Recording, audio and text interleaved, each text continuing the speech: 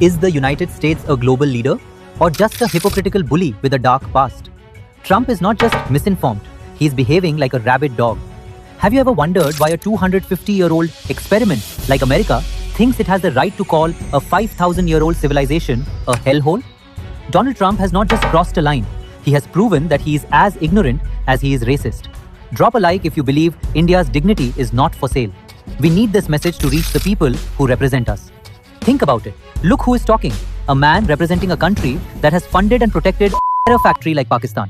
A nation that has murdered thousands in the name of religion. And here is the logic of the street. If a dog is infected with rabies, you do not try to reason with it.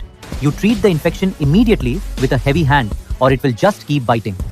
By staying silent, we are not being diplomatic, we are being targets. Act 2. The silence of the masters.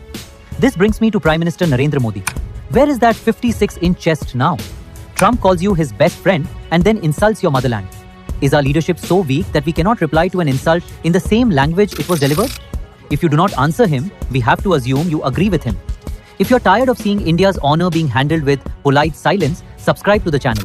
We decode the real power dynamic that others are too scared to touch. And to our tech masters, Sundar Pichai and Satya Nadella, do you even have a spine? You speak on every social issue in the United States, but when your own civilization is insulted, you stay silent to protect your stock prices. Act 3. The real hellholes. Trump wants to see a hellhole? Look at the ice boxes in Texas where his country cages children like animals. Look at his military's record in Japan, where United States soldiers are still being indicted for 12-year-old girls. Look at the Middle East, where America's democracy killed 4.5 million people and left behind the torture chambers of Abu Ghraib.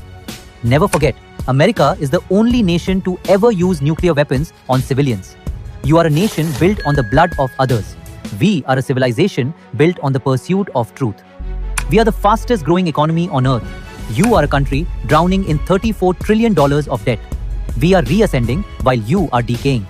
Know your history and, more importantly, know your place before you comment on ours.